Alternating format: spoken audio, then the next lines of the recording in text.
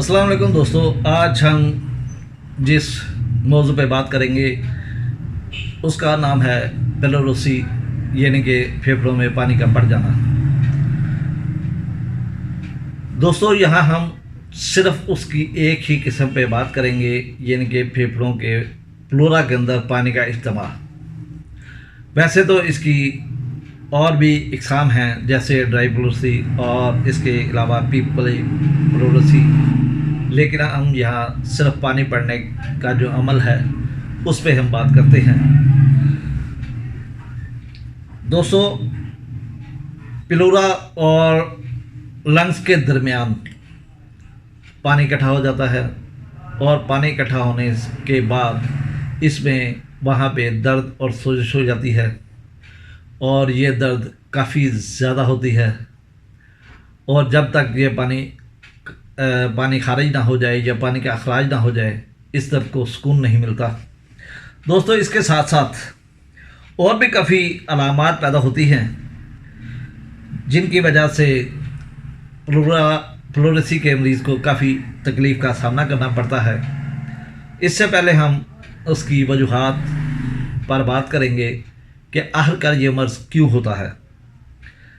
फेफड़ों की सोजिश या इन्फेक्शन के बायस प्लोरोसी के किसी भी बैक्टीरिया या वायरस की इन्फेक्शन के बायस हो सकती है। नमूनिया की इन्फेक्शन के बायस ये आर्जा हो सकता है। जोड़ों की सोजिश की वजह से भी प्लोरोसी पाई जाती है। फेफड़ों की टीबी के बाद भी ये मसला शुरू हो जाता है और फेफड़ों के कैंसर की बीमारी में भी ये मसला हो सकता है। पसली की सोजिश या चोट लगने से भी ऐसा मसला हो सकता है। फेफड़ों में अगर रसौली बन जाए तो उसकी वजह से भी प्लोरोसी पैदा हो सकती है। बराह रास्त अगर फेफड़े पर ज़रब या चोट आ जाए तो फिर भी प्लोरोसी हो सकती है और फेफड़ों का फेल हो जाना। अगर फेफड़े काम करना छोड़ दें तो फिर भी प्लोरोसी का ख़तरा होता है। या बाज़ दफ़ा खून में जहरीलापन आ जाता है और उसकी वजह से भी प्लोरोसी वाक़या हो जाती है।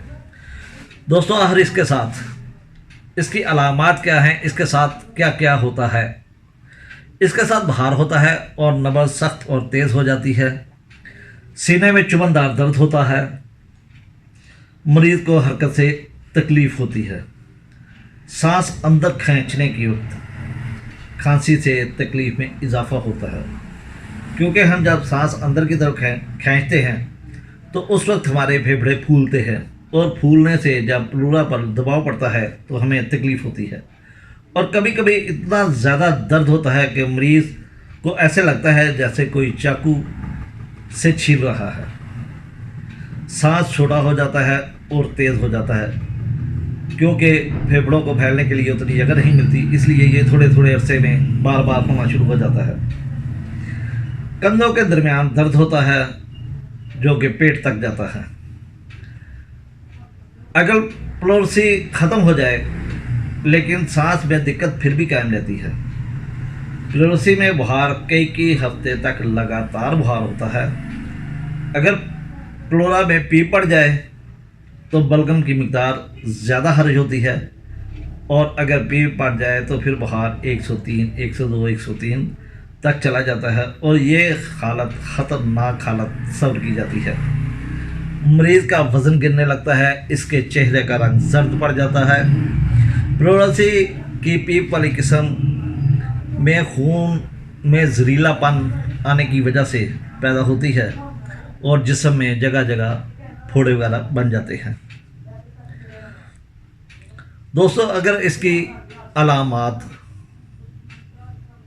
के मुताबिक दवा का इंतखाब करें तो दोस्तों, होम्योपैथी में इलाज करना बहुत आसान है, लेकिन उस वक्त तक जब तक आप बीमारी को एक तरफ रख कर आप जनरल अलामात पर मरीज़ की टोटलिटी ऑफ सिम्टम पर अगर इलाज करेंगे तो आप यकीनन एक कामयाब इलाज कर सकते हैं। जैसे एकोनाइट भी अचानक इसमें प्लोरा में पानी आ जाता है, बुखार बहुत तेज़ होता है, इसे तशवीश होती है और ये घबराहट का शिकार होता है, मौत के खौफ का इसे موت کا خوف اسے بہت زیادہ پایا جاتا ہے اور اس میں بے چینی بہت زیادہ پائی جاتی ہے۔ تو اگر یہ علامات ہوں تو پھر ہمیں کسی اور علامت کی ضرورت نہیں، ہم آرام سکون کے ساتھ ایکونائٹ دے کر مریض کو شفا یاب کر سکتے ہیں۔ فیرنفاس بھی ایکونائٹ کی ہی طرح ہے، لیکن اس میں تشویش کم پائی جاتی ہے، لیکن سوزش کے ابتدائی درجے میں اگر اسے دے دی جائے تو پیپ پڑنے کا عمل شروع نہیں ہوتا اور مریض شفا یاب ہو جاتا ہے۔ آرسینک ایلبم، آرسینک کی علامات بھی آپ جانتے ہیں۔ اس مریض کو بار بار تھوڑے تھوڑے پانی کی پیاس لگتی ہے، اسے گھبراہٹ ہوتی ہے، شدید کمزوری ہوتی ہے، سانس دقت سے آتا ہے، سینے میں جلن ہوتی ہے اور درد ہوتی ہے، اور اگر درد والی جگہ کو گرمی پہنچائی جائے تو وہاں پر سکون ملتا ہے، یعنی کہ اس کی علامات سردی سے ایگراویٹ ہوتی ہیں یا زیادہ ہوتی ہیں۔ تو اگر اس قسم کا مریض ہو تو ہم آرسینک دے کر اس کو ٹھیک کر سکتے ہیں۔ دوستو، برائیونیا میں بھی جیسے کہ آپ کو معلوم ہے کہ اس کے مریض کو جب کسی بھی طرح کی حرکت دی جاتی ہے تو مریض کی درد میں شدت آ جاتی ہے۔ اسی طریقے سے جب مریض سانس لیتا ہے، پھیپھڑوں میں حرکت ہوتی ہے تو اسے تکلیف ہوتی ہے، یا مریض کھانستا ہے، پھیپھڑوں میں حرکت ہوتی ہے تو اسے تکلیف ہوتی ہے۔ اگر اس جگہ کو دبا کر رکھا جائے تاکہ کم سے کم حرکت ہو تو اس مریض کو سکون ملتا ہے۔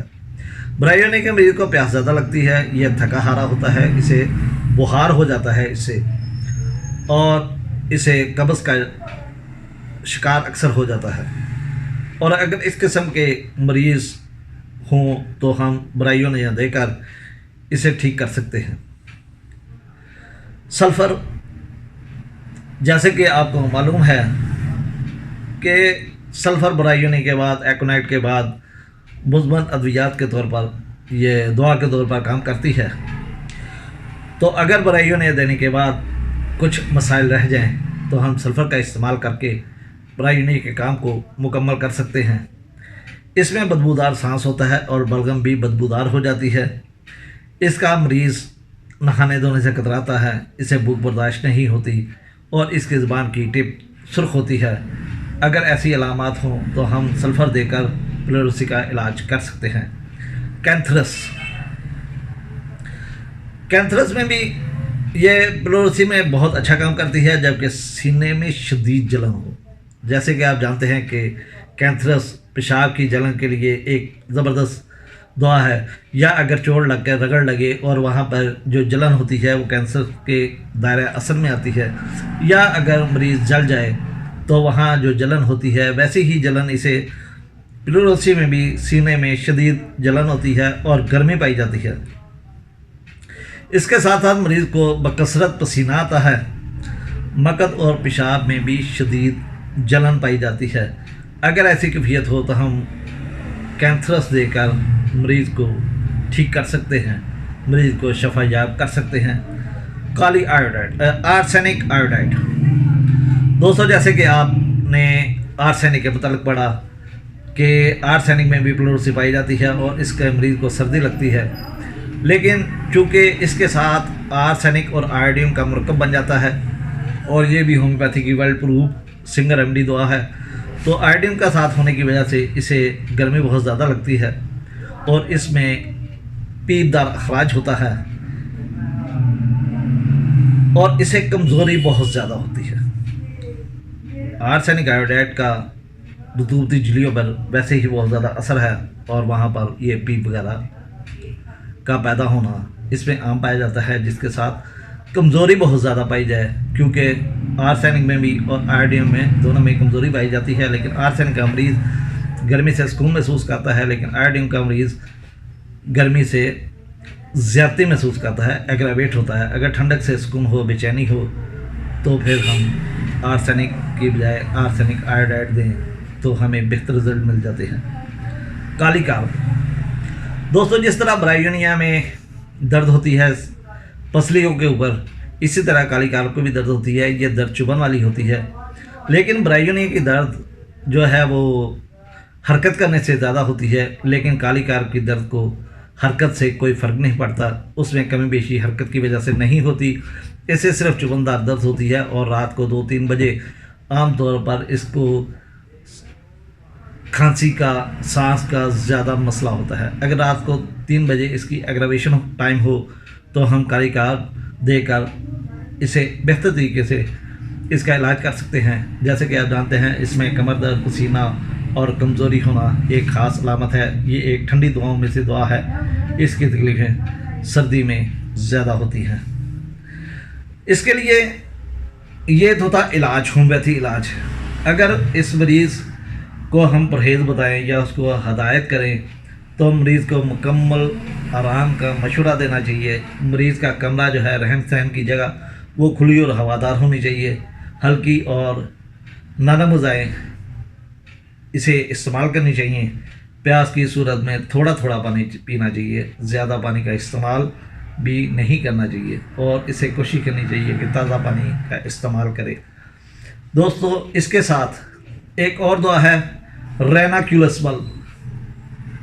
ریناکیولس بلب میں بھی دونوں پھیپھڑوں میں اور کندھے میں، کندھوں کے نیچے اس سے زبردست قسم کی دردیں ہوتی ہیں، اور سانس لینے کے، سانس اندر لے جانے کی، سانس اندر جب جاتی ہے تو اس کے باعث اسے تیز درد ہوتی ہے۔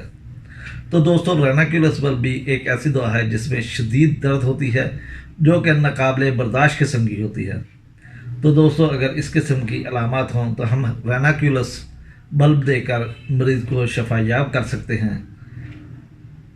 دوستو، اگر مریض دودھ اور ہلدی کا استعمال کرے تو پھر بھی پلیوروسی کے مریض کو کافی حد تک افاقہ ہو جاتا ہے۔ دوستو، اسی کے ساتھ میں اجازت چاہتا ہوں۔ اللہ حافظ، اللہ نگہبان۔ انشاءاللہ اگلی ویڈیو کے ساتھ پھر ملاقات ہوگی۔ السلام علیکم۔